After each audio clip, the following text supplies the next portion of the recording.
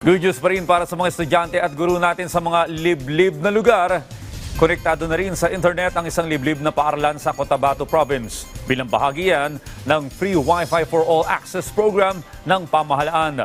Ang detalye sa report ni Jaira Mondes ng PTV Davao. 12 taong gulang si Jessa habang 10 taong gulang naman ang kapatid na si Rino. Naglalakad umano sila araw-araw para makarating sa eskwela.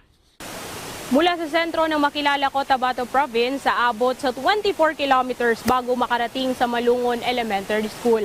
At isa lamang itong umaapaw na ilog na kailangang tawirin ng mga bata araw-araw para lang makapasok sa eskwela.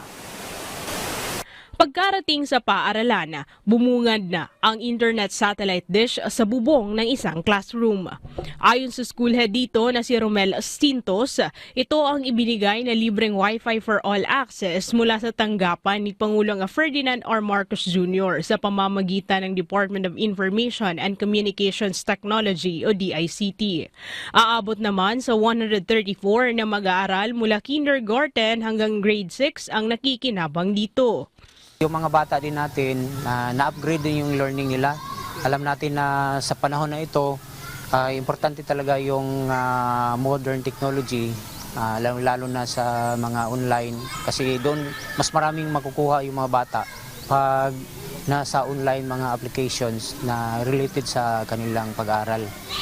Minsan din, nagagamit din namin yon, lalo na pag may suspension of classes dahil sa weather condition namin.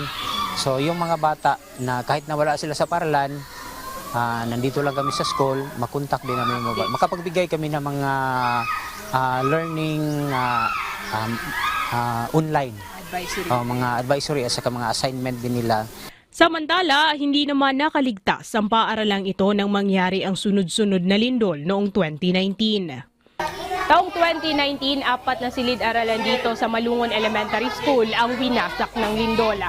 Kaya naman, nagpatayo sila ng temporary learning shelters kagaya nito para may magamit ang mga mag-aarala. Gayunpaman, naging mas maginhawa ang pagtuturo ng mga guro sa tulong ng Free Wi-Fi for All Access mula sa pamahalaan. Kaya naman ang grade 5 advisor na si Michelle, ikinatuwa ang pagkakaroon ng internet access sa kanilang paaralan. Natuturuan din niya ang mga bata sa paggamit ng laptop. Malaki talaga ang tulong ng free wifi for all sa aming paaralan, ma'am, na ibinigay sa amin kasi napakadali nang i-research yung mga lesson namin at nakakatulong din sa mag-aaral kapag mayroon silang nahirapan sila sa klase namin. Marunong na silang madali na nilang masagutan yung mga assignment nila kasi nakapag-research na sila. At sa amin bilang mga guro, malaki talagang tulong tulad sa akin, ma'am, na sa kami na area na bundok na walang kuryente, walang signal. So maaga talaga akong pumupunta dito sa paaralan upang makapag-research ng lesson, mga video lesson na maidagdag ko para may pangbala ako sa aking pang-araw-araw na leksyon na ituturo sa mga bata. Maraming salamat po, President Bongbong Marcos Jr. na marunong na akong maggamit ng computer. Matatandaang nakausap din ng mga guro sa Malungon Elementary School si President Marcos Jr. sa pamamagitan ng video conference call at naihatid nila ang pasasalamat sa Pangulo.